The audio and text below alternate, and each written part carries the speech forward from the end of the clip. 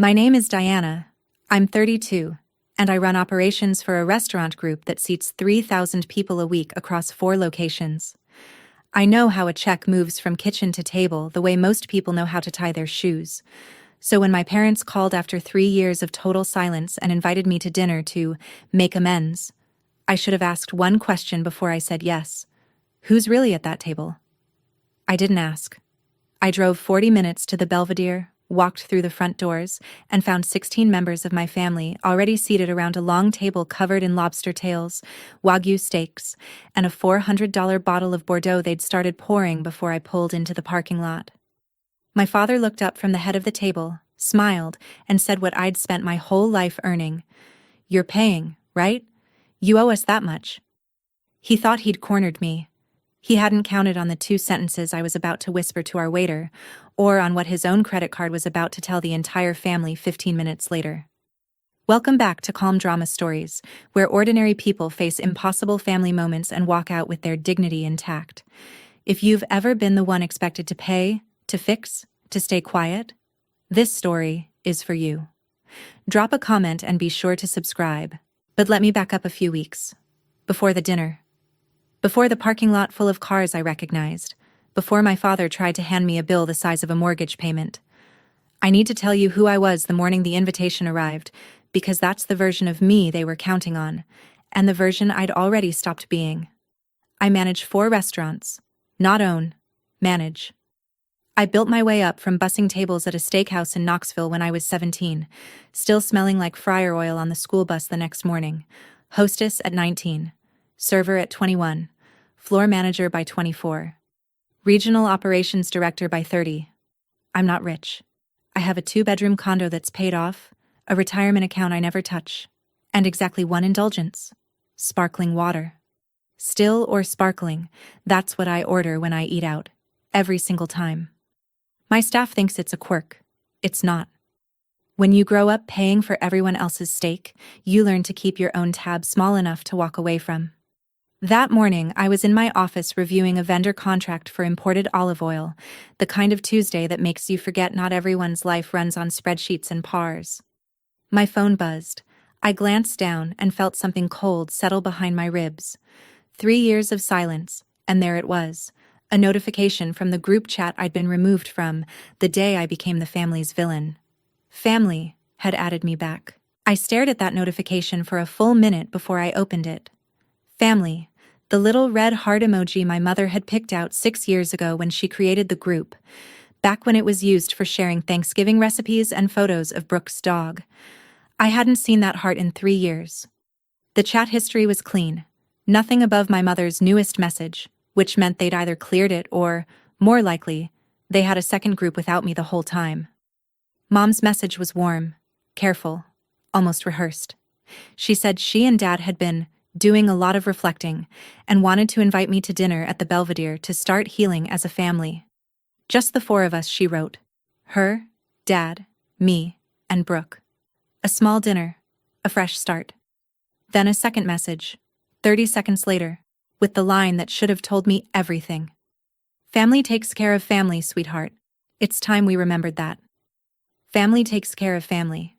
She used to say that when I was 19, and she needed my server tips to cover the electric bill. She said it when I was 23, and Dad needed a cosigner on the truck. She said it when Brooke's first apartment fell through and I quietly paid the deposit. Family takes care of family had always meant one thing in my house: Diana takes care of family. I read the message twice. I noticed my mother hadn't said sorry. She hadn't said, "We were wrong." She'd said it was time to heal. Passive voice, no subject, no one responsible. I typed back, "I'll be there." Then I set my phone face down on the desk and went back to the olive oil contract, pretending my hands weren't shaking. 3 years ago, my sister Brooke decided to open a cafe. Not a business plan, not a market study. A cafe, because she'd seen one in Charleston with exposed brick and a matcha menu and thought, I could do that. She was 26. Had never managed so much as a lemonade stand, and needed a $75,000 small business loan. The bank said yes, with a cosigner. That cosigner was supposed to be me. Mom called on a Sunday. Dad sat beside her, arms folded, already angry before I'd answered. Brooke needed the loan. The cafe was her dream. I had good credit, a stable job, a history of saying yes. Just sign the papers, Diana. I asked to see the business plan first. Brooke didn't have one. I asked about her projected margins, her lease terms, her supplier contracts. Brooke stared at me like I'd insulted her cooking. Mom's voice went flat. She's your sister. You don't need a spreadsheet to love your sister. I said no. Not because I didn't love Brooke, I did. But I'd spent enough years in the restaurant industry watching people pour savings into concepts with no foundation. And I knew what $75,000 of someone else's debt looks like at 3 a.m. when the cafe is dark and the loan is still due. Dad stood up. He pointed at the door and said the thing that closed it for 3 years. If you won't help this family, you're not part of it. I drove home. The next morning, I'd been removed from family. Nobody called. Nobody texted. For 3 years, I was the daughter who loved money more than her own sister. Here's the part that's hard to admit. The silence almost broke me. Not because they were right. I knew they weren't. Because I missed being needed. That's the real wound. And it took me 2 years and a therapist named Dr. Kwan to name it properly. I had been the family fixer since I was 17. First paycheck went to groceries. Tax refund went to Mom's dental work. When Dad's transmission blew, I paid for the rebuild and told him it was covered under warranty because I knew he'd never accept a handout from his 22-year-old daughter. When Brooke got married, I covered the florist, the photographer, and half the reception. And I smiled while Mom gave the toast about raising 2 strong girls. 2 strong girls. 1 bill. I didn't do it because I'm generous. I did it because I'd learned, somewhere around age 15, that the fastest way to keep the peace in my family was to make sure nobody had to ask twice. Ask once. Diana pays. Everyone's happy. Dinner is quiet. I trained them. I taught my parents that my wallet was a vending machine. Insert guilt, receive check. And when the machine finally said out of order, they didn't troubleshoot it. They unplugged it and walked away. So when Mom's message popped up after 3 years, family takes care of family, sweetheart, I felt the old reflex fire in my chest like a muscle I hadn't stretched in years. Go. Fix it. Pay whatever it costs. Make it quiet again. But I also heard Dr. Kwan's voice, steady as a metronome. You taught them you would always pay. That was your mistake to fix. Not by paying more, but by stopping. My coworker Jess told me not to go. She sat across from me at lunch the day after the invitation and said, Diana, this has ambush written all over it. And I remember laughing because Jess had never even met my family, and she could see it clearer than I could. My sous chef Marco said the same thing, shorter. Don't. But I'd already decided. Not because I believed them. Not because I expected an apology. I wanted to sit across from my parents and find out whether 3 years had changed anything, or whether the silence had just been a longer version of the same conversation we'd always had, one where I was expected to listen, agree, and pay. I wanted closure, even if closure meant confirming the door was nailed shut. There was something else too, and I'm going to be honest about it because I think some of you will understand. I missed my mother. Not the mother who orchestrated, not the one who kept score, the one who taught me to make cornbread in a cast-iron skillet when I was 9 and sang along with Dolly Parton while the butter melted. That mother hadn't called in 3 years either, but some nights I still heard the Dolly Parton. So I told Jess I was going. I told Marco I'd be fine. I told myself the same thing and almost believed it. I set one rule. 1 dinner, civil, no money, and if it felt wrong, I'd leave before dessert. I wrote it on a sticky note and pressed it to my steering wheel the morning of. 1 dinner, then home. That sticky note was still there when I pulled into the Belvedere's parking lot and counted the cars. I dressed simple on purpose. Black slacks, a gray blouse I wear to vendor meetings, flat shoes. No jewelry except the small silver watch I bought myself the year I made regional director. Not because I wanted to impress anyone, but because I'd earned it and it kept good time, and that felt like enough. I didn't want to walk into the Belvedere looking like I was performing. My family already thought I flaunted my success. The truth was, I drove a 9-year-old Honda and meal prepped on Sundays like half of America. The drive took 40 minutes. I played no music. My hands stayed at 10 and 2. Somewhere around the highway merge, my stomach started to tighten in a way I recognized. The same feeling I get when a walk-in cooler fails on a Friday night, and I know the next 6 hours are going to hurt. Instinct. My body knew something my brain was still negotiating with. I almost turned around at the exit ramp. Almost. But I thought about that cornbread, and I thought about Dr. Kwan's voice, and I kept driving. The Belvedere sat at the end of a strip of shops I hadn't visited in years. The expensive side of town, the kind of place where the parking lot is landscaped and the hostesses wear all black. Dad's truck was in the third row, Mom's sedan next to it. Fine. Then I saw Aunt Linda's white Buick, Uncle Greg's SUV, Brooke's hatchback with the bumper sticker from the cafe that had closed 11 months after it opened. 3 more cars I recognized. 2 I didn't. My stomach dropped before I even opened the door. Just the 4 of us, Mom had written. I counted 9 vehicles. I sat in my car for 2 full minutes, engine off, hands on the wheel, reading that sticky note. 1 dinner, then home. The smart thing would have been to reverse out of the lot and drive the 40 minutes back to my condo and eat leftover soup, and never think about the Mayfield family reunion I hadn't been invited to, or apparently had been invited to without being told the guest list. But I got out. I straightened my blouse. I locked the car and walked toward the entrance because I was 32 years old and I'd spent 3 years learning how not to run, and I was not going to start running again in a restaurant parking lot on a Thursday evening. The front doors were heavy glass with brass handles, the kind that whisper, "Entrees start at $42, before you even see a menu. Inside, the lobby smelled like rosemary and warm bread and money. A hostess in a black dress smiled and checked her screen. "Mayfield?" I nodded. She nodded back. "Your party's already seated." She said it the way hostesses say things when they've been dealing with a large group for an hour and are trying very hard not to look stressed. I recognized the expression. I'd worn it myself 1,000 times. She grabbed a menu, just one, and led me toward the back of the dining room. I could hear them before I could see them. Laughter, clinking glasses, my Aunt Linda's unmistakable cackle cutting through the murmur of every other table. 1 dinner, then home. I turned the corner and saw the table. 16 chairs, every single one filled except the one at the far end, directly across from my father. The table stretched the entire length of the private dining alcove. White linen, heavy silverware, candles in low crystal holders. There were platters I could identify from 10 feet away, lobster tails fanned across crushed ice, wagyu sliders on a tiered stand, a charcuterie board the size of a coffee table. And in the center, a bottle of wine I recognized from vendor tastings. A 2016 Saint Emilion Grand Cru, retail around $400, already half empty. They'd been here a while. They'd been ordering hard.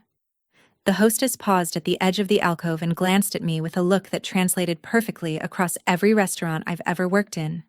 "Good luck." Then she leaned closer and said quietly, "Your father put a card down to hold the reservation, just so you know. We require one for parties over 12. I filed that sentence the way I file every operational detail, silently, completely, permanently. His card was on file. He'd secured the table. And yet, somehow I already knew the bill wasn't supposed to land on him. My mother saw me first. She stood up with both arms open and every head at the table turned. "Diana, oh sweetheart, look at you." Applause. Actual applause, like I was a returning soldier and not the daughter they'd ghosted for 1,000 days. Uncle Greg whistled. Aunt Linda dabbed her eyes with a cloth napkin. Brooke raised her wine glass and smiled the kind of smile that has teeth, but no warmth. 16 people, lobster and wagyu and a $400 bottle of Bordeaux. Just the 4 of us, Mom had written. I sat down. What else do you do when 16 people are watching you and the chair is already pulled out and a waiter is pouring water into your glass before your purse hits the floor? I sat down and I smiled because that's what 15 years of front-of-house training gives you, the ability to smile while your brain is running threat assessment at full speed. Mom settled back into her seat, beaming. We wanted it to be a surprise, the whole family together, just like old times. I thought it was just the 4 of us, I said. Mom waved her hand like she was swatting a fly. Well, once Linda heard, and then Greg, and then your cousin Tara. It just grew. You know how family is? I knew exactly how family was. I scanned the table. Dad sat at the head, carving a Wagyu slider like it was Thanksgiving turkey. Brooke sat to his left, phone in one hand, wine in the other, scrolling something I couldn't see. Aunt Linda and Uncle Greg anchored the middle. Cousins I hadn't spoken to since a Thanksgiving 5 years ago filled the rest. Tyler, Megan, Jake, 2 wives I'd met once, and Aunt Linda's neighbor who I'd never seen before in my life, but who was apparently eating lobster on whatever occasion this was. The wine was flowing. The platters were half demolished. They'd been here at least an hour before I arrived, and they'd ordered everything on the menu that didn't require a second mortgage. Mom leaned across and squeezed my hand. See? Family takes care of family. There it was again. The same 5 words, delivered with the same warm packaging, aimed at the same target. I squeezed back and said nothing. I was counting plates. My father is the kind of man who orders for the table. Not asks. Orders. He waved the waiter over, a young guy barely out of his teens who looked like he was running on caffeine and anxiety, and rattled off additions without glancing at a menu. Another round of the lobster tails. 2 more Wagyu plates. And bring another bottle of that Bordeaux. The Grand Cru. The good one. He said, the good one, loud enough for the tables on either side of us to hear. Dad pulled his credit card from his wallet and held it between 2 fingers like a magician showing the audience a coin before the trick. Put it all on this, he told the waiter. We're celebrating tonight. The waiter, his name tag read Nathan, scribbled and nodded, and disappeared toward the kitchen with the look of someone who desperately wanted a smoke break. I watched my father tuck the card back into his wallet with a little pat, the way you pat a dog that's performed well. Something was off. I'd grown up watching Dad argue over the price of a muffler. I'd seen him return a shirt because the sale tag was missing. Raymond Mayfield did not order $400 bottles of wine. He did not wave credit cards like flags. This was a performance, and it was aimed at me. Look how well we're doing, Diana. Look how little we needed you. Except the car in the parking lot was the same truck from 5 years ago with a dent in the rear quarter panel he'd never fixed. And Mom's handbag, the Coach purse she'd carried since I was in high school, sat on the chair beside her with a cracked strap held together by a safety pin. They were performing. I just didn't know the price of admission yet. The small cut started around the second bottle. Aunt Linda leaned across Uncle Greg and said, "Must be nice, running all those fancy restaurants while the rest of us clip coupons." She laughed when she said it, the way people laugh when they want you to know they're serious. Cousin Megan asked if I ever felt guilty living so well while my parents were going through a rough patch. I didn't know about a rough patch. Nobody had told me about a rough patch. Brooke, without looking up from her phone, added, "She wouldn't know. She hasn't been around." Each comment landed with the precision of something rehearsed, not scripted exactly, but aligned, the way a choir finds the same note without a conductor. They'd been talking about me, about my absence, my money, my life. And they'd arrived tonight with a shared understanding of the story. Diana left. Diana has plenty. Diana owes. Aunt Linda delivered the thesis statement. She reached across the table, took my hand like she was comforting me at a funeral, and said, "Family doesn't keep score, dear." I almost laughed. Family doesn't keep score. This from a woman who once stopped speaking to her own daughter-in-law for 6 months over a Thanksgiving seating arrangement. I didn't laugh. I pulled my hand back gently and picked up my glass. Sparkling water. The only thing in front of me. The only thing I'd ordered. The contrast was almost funny. 16 people swimming in lobster and Bordeaux, and me with a glass of San Pellegrino sitting at the end of the table like a designated driver at a bachelor party. Nathan, the young waiter, passed behind me and I caught his eye. "Just the water tonight?" he asked, quiet. "Just the water," I said. He nodded like he understood something I hadn't said out loud. Let me tell you about Nathan. He was maybe 19 or 20, built thin the way restaurant kids are before they learn to eat between rushes. He moved fast but careful, the way new servers do when the table is too big and the order is too complicated and they know one wrong plate means a manager conversation they can't afford. I recognized everything about him because I'd been him. 17 years old, 2 tables deep, learning that the guests who snap their fingers are always the ones who tip the least. He was handling our 16 top alone. Well, almost alone. A busser appeared occasionally to clear plates, but Nathan was running every order, every refill, every, "Excuse me, can we get more butter?" from Aunt Linda, who'd said it 3 times in 20 minutes. He never complained. He never sighed. He refilled my sparkling water without being asked, and when he set the glass back down, he caught me watching the table with an expression I probably should have hidden better. "Long night?" he murmured. I almost told him the truth. Instead, I just said, "You're doing great." He blinked, startled, like he'd forgotten customers could say that. Then he straightened up about half an inch taller and moved on to Uncle Greg's refill. I watched him go and thought about the version of me that used to carry 4 plates up her forearm and cry in the walk-in freezer on the hard nights. That girl had no idea she'd end up on the other side of a table like this, sitting across from the family that made her into a fixer and a funder, being asked without being asked to write one more check. But she'd understand what I was about to do. She'd understand it perfectly. I excused myself to the restroom around the 40-minute mark. I needed 2 minutes without Aunt Linda's commentary and a door I could lock. The Belvedere's restroom was the kind with cloth hand towels and lavender soap and a full-length mirror that made you look slightly better than you felt, which was a neat trick considering I felt like I was digesting glass. I turned on the faucet, pressed cold water against my wrists the way you do when you need your heart rate to cooperate with your brain. Then I saw it. A phone on the edge of the marble countertop, screen still lit, case covered in daisy stickers. Brooke's phone. She must have come in before me and left it when she got distracted. Brooke left things everywhere. It was one of the few traits we shared. I didn't plan to look. I want to be clear about that. But the screen was bright, and the notification banner at the top was from a group chat I'd never been added to, and the preview text was enough to stop my hand mid-reach for the paper towel.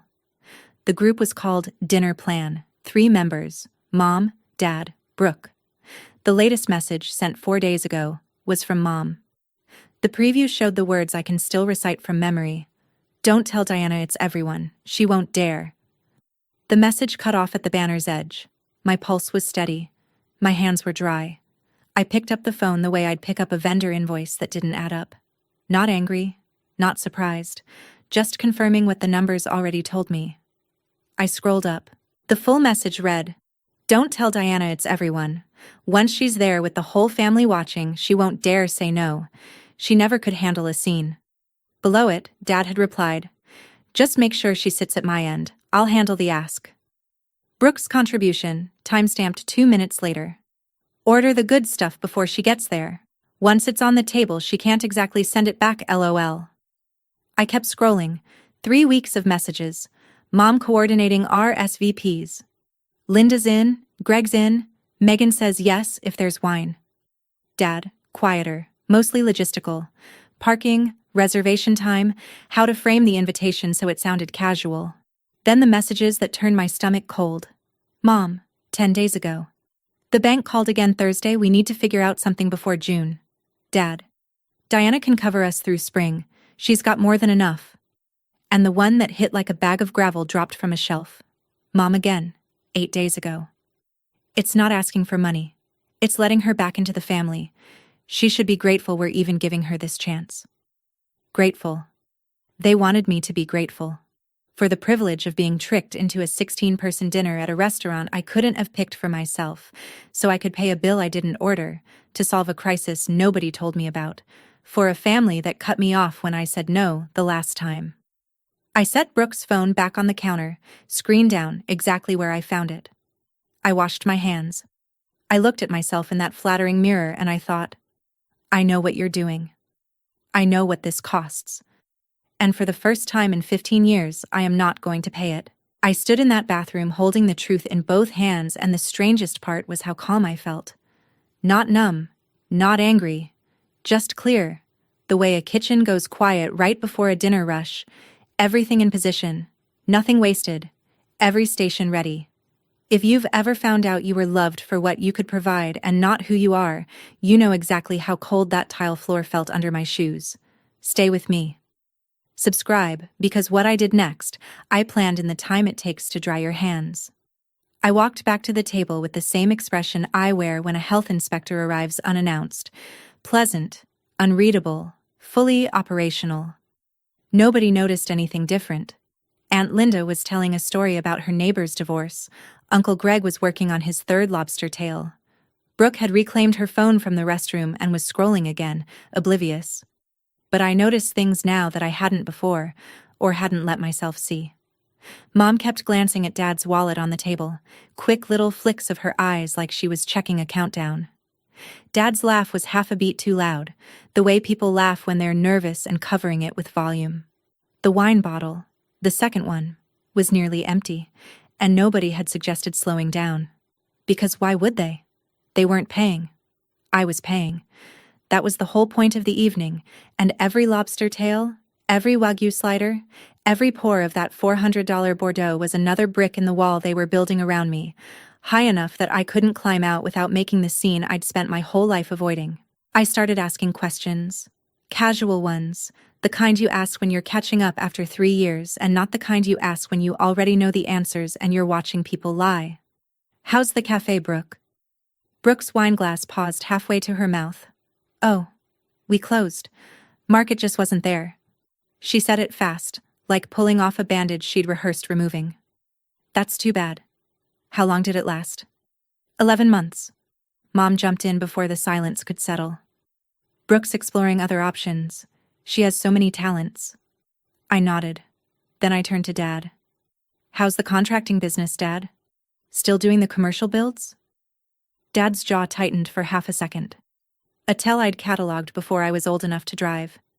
Between projects right now. Economy's been tough. You know how it is. I did know how it was.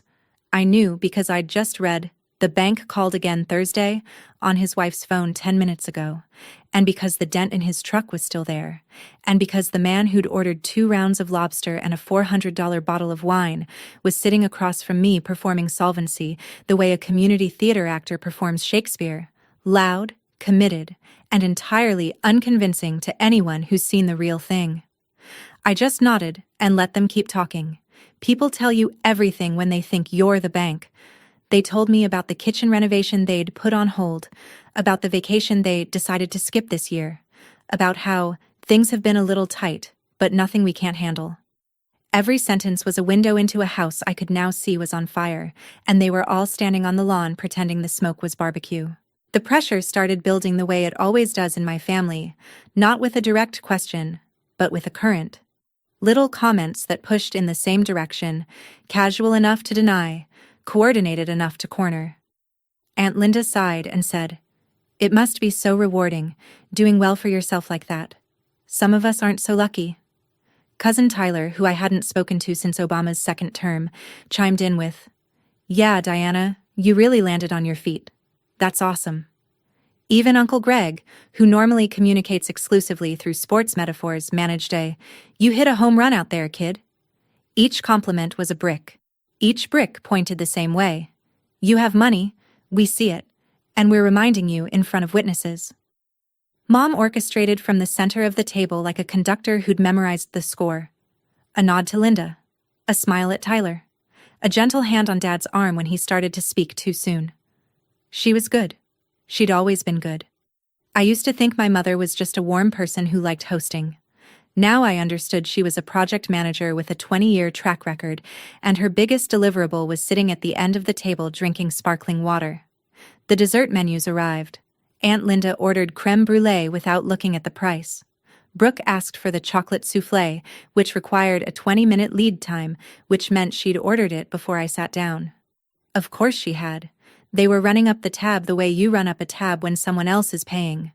Without a ceiling, without guilt, without a single glance at the column on the right side of the menu.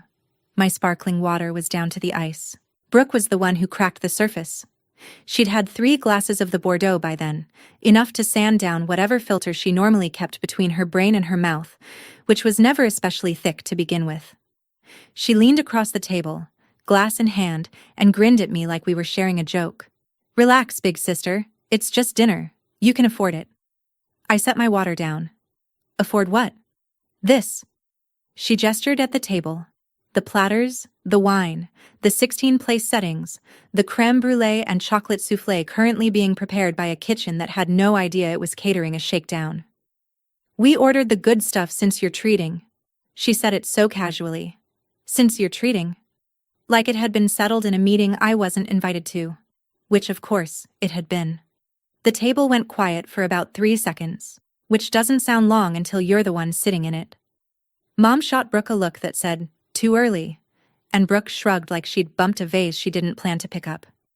Uncle Greg studied his lobster. Aunt Linda suddenly found her napkin fascinating. Dad cleared his throat. The silence lasted long enough for Nathan to arrive with a fresh bottle of sparkling water and place it beside my glass, and for me to realize 2 things. First, that Nathan was the only person at this table who had poured me something without expecting anything in return, and second, that Brooke had just confirmed out loud what every single person in this room already knew. I was the mark. This whole dinner was a heist, and every lobster tail was evidence. What happened next was an accident, and I almost felt bad for Cousin Megan when it landed. She was trying to make conversation, genuinely I think, because Megan was the one family member who'd sent me a birthday text during year 2 of the silence, a short, thinking of you, that I'd never replied to, and still felt guilty about. "So Diana, Mom said you got a big promotion? Something about running a bunch of restaurants now?" I kept it simple. "Regional Operations Director. 4 locations." Megan nodded, impressed. "That's amazing. Like, you're in charge of all of them?" "Staffing, vendors, compliance, financials, everything from the loading dock to the check." I said it the way I'd say it in a meeting, factual, no polish. But the word financials landed on that table like a rock through a window. Aunt Linda's fork stopped. Uncle Greg looked up from his plate for the first time in 10 minutes. Brooke's scrolling thumb froze. Even Dad shifted in his chair, re-weighting, recalculating. They knew I was successful. They'd built their entire evening around the assumption that I was successful enough to pay.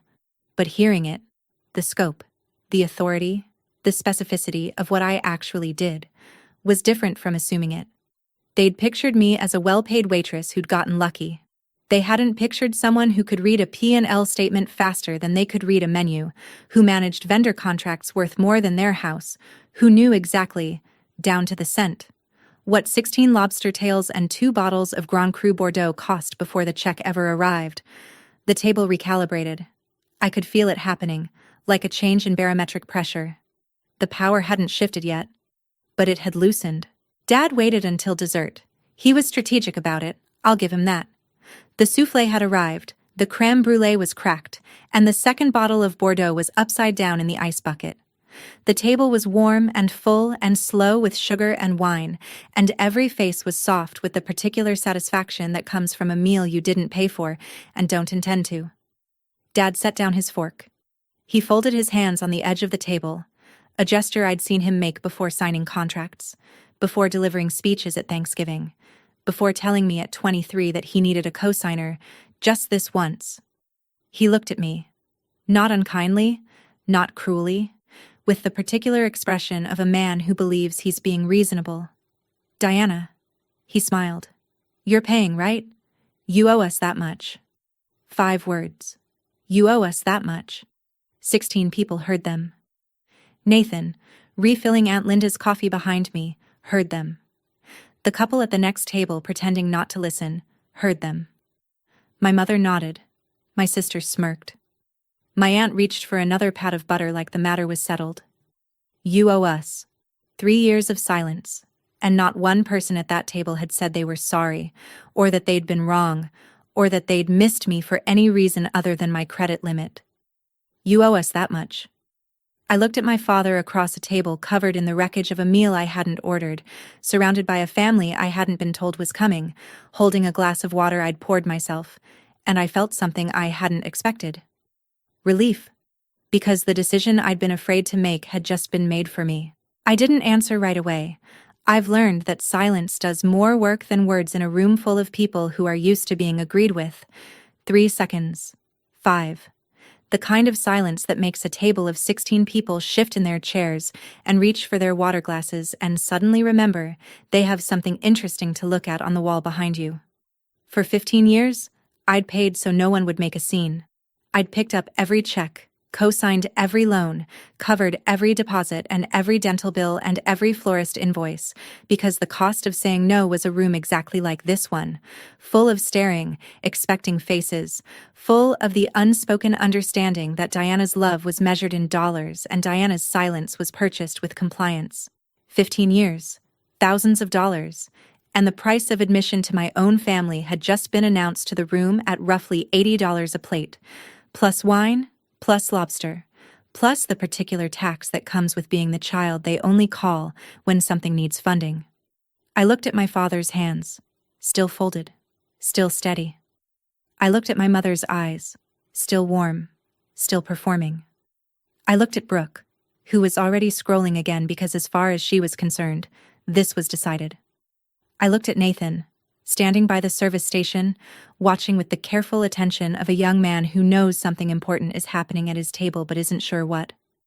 Then I looked at my sparkling water, half full, catching the candlelight like a small, quiet promise I'd made to myself. I put my napkin on the table. I smiled. "Let me go take care of things," I said, and stood up. Mom exhaled. Aunt Linda patted her chest. Dad unfolded his hands.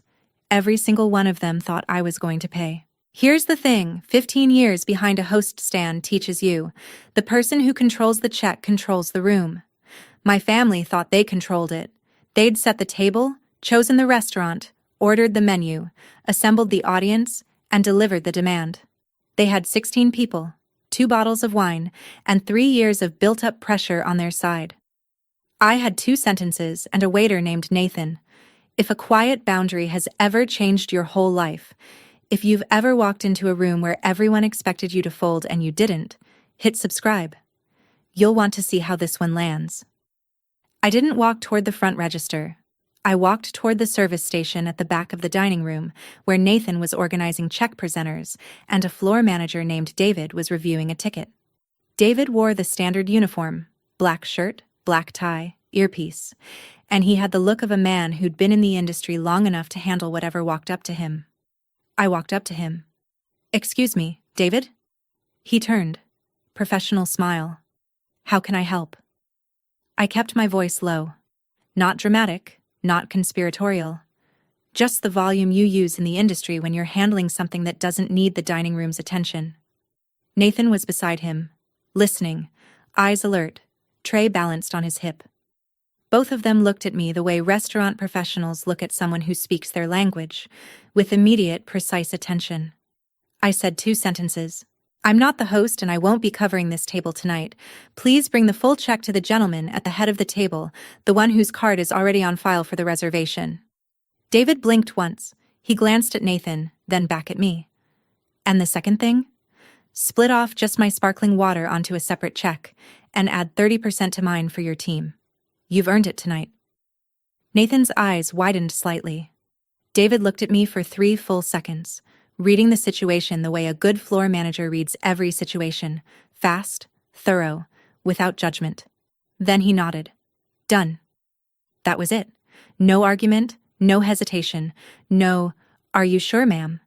Because David had been doing this long enough to know what a redirect looked like, and Nathan had been watching that table long enough to understand why one was needed. I paid my check on the spot.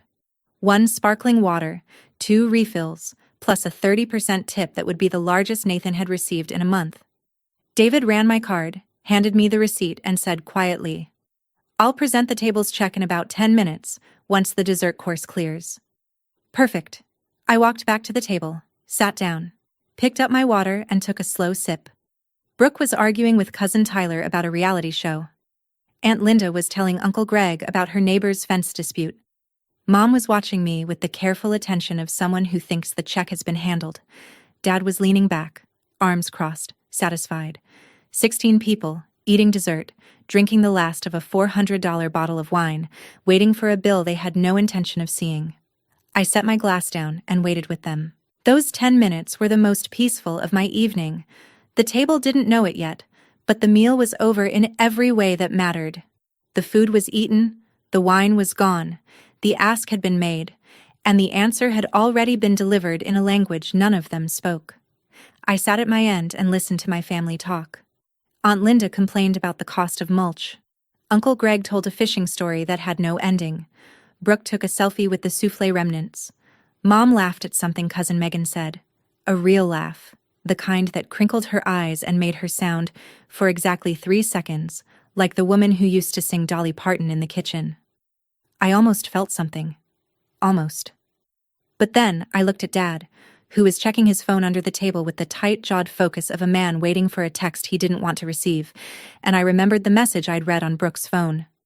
Diana can cover us through spring. She's got more than enough. My sparkling water caught the candlelight again. I watched the bubbles rise and pop, one by one, each one a tiny implosion that nobody noticed. I thought about 17-year-old Diana in her apron, carrying 4 plates up her forearm, learning to smile through the burning in her shoulders. That girl would have paid. That girl would have pulled out her card and covered the whole table and called it love and gone home and cried in the shower and never told anyone. I wasn't that girl anymore. Nathan appeared at the edge of the alcove, and I knew, before he took his first step, exactly whose chair he was walking toward. Nathan placed the check presenter, leather-bound, embossed with the Belvedere's logo, directly in front of my father. Not in the center of the table, not near me. In front of Raymond Mayfield, the man who'd made the reservation, whose card was on file, who'd told the table to put it all on this 2 hours ago. The table conversation died like a candle in a draft. Dad stared at the leather folio for 2 seconds. I could see him processing. The check was supposed to go to Diana. The check was supposed to go to Diana. The check is in front of me. Mom's eyes went wide. She looked at me, then at the check, then at me again, and for the first time all night her composure cracked enough to show the math running behind it. Diana, she started.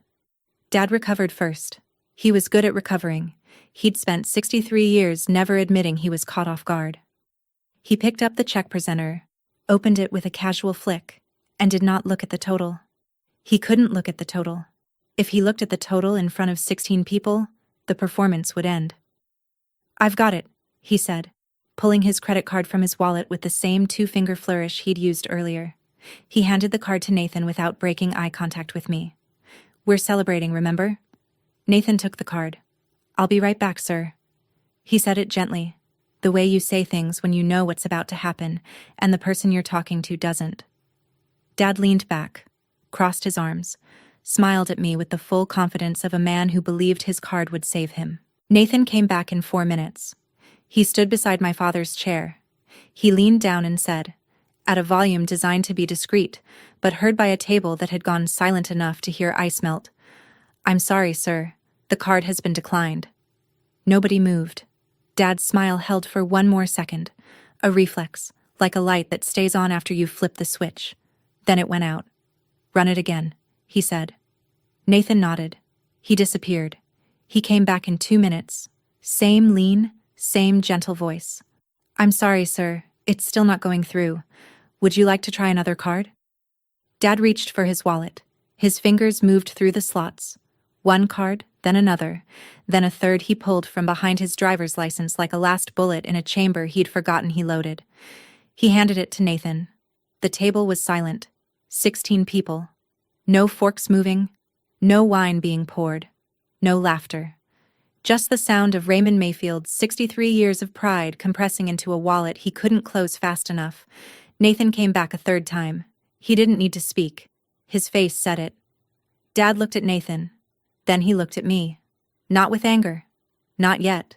With the raw, unguarded expression of a man who has just realized in front of every person who matters to him that the net he'd been counting on was gone, and the ground was exactly as hard as he'd always feared. He looked at me the way you look at a lifeboat that's pulling away from the ship. I picked up my sparkling water, took a sip, set it down. I don't owe you. I never did. Dad's chair scraped back against the hardwood with a sound like tearing paper. Diana. His voice was low, controlled, shaking at the edges. What did you do? I didn't do anything, Dad. Your card was declined, that's between you and your bank. You were supposed to. He stopped himself, but not fast enough. The sentence hung in the air, unfinished, visible to everyone. You were supposed to pay. Mom started crying. Not the quiet kind, the performative kind, the kind with gasps and dabbing and enough volume to recruit sympathy from adjacent tables. After everything we've done for you, after I carried you, how could you sit there and... What did you do for me, Mom? My voice was level. I didn't raise it. I didn't lean forward. I stayed in my chair with my hands around my water glass. Tell me, in front of everyone, what did you do for me in the last 3 years? Brooke slammed her hand on the table. This is so typical. You always have to make everything about you. Aunt Linda reached for my arm. Diana, dear, your father is clearly embarrassed. Can't you just... No. One word. I said it the way I'd say it to a vendor who tried to short my invoice. Clear, final, and without apology. Then Dad broke. Not with anger this time, with something worse. His voice dropped, and for one moment, one terrible, honest moment, he sounded like a man standing in a house with the lights turned off. Diana, please. We're drowning. I saw him. I saw the scared man behind the performance, the father who'd lost his business and his pride and couldn't say it out loud until his credit card said it for him.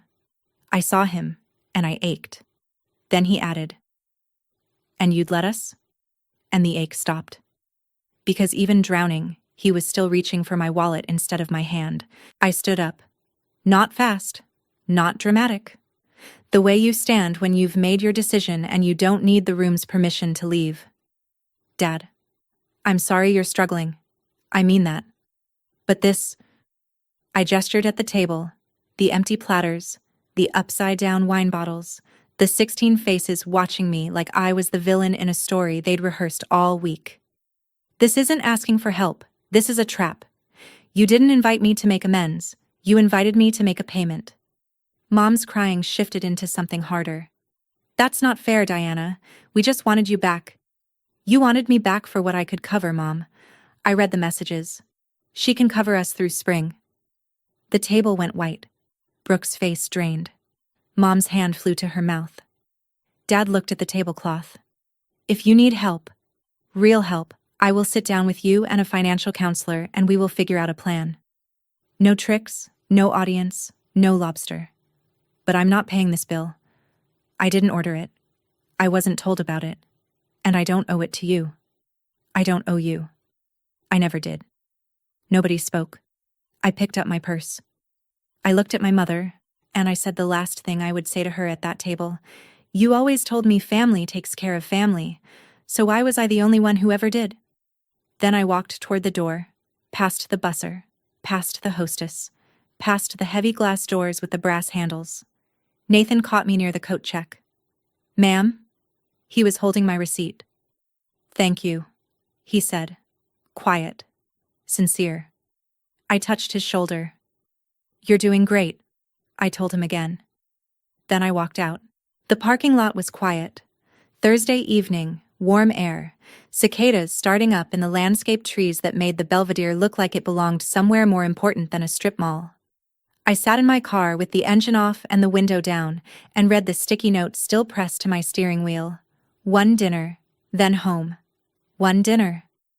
I pulled my phone from my purse and opened the family group chat. The messages were already flooding in.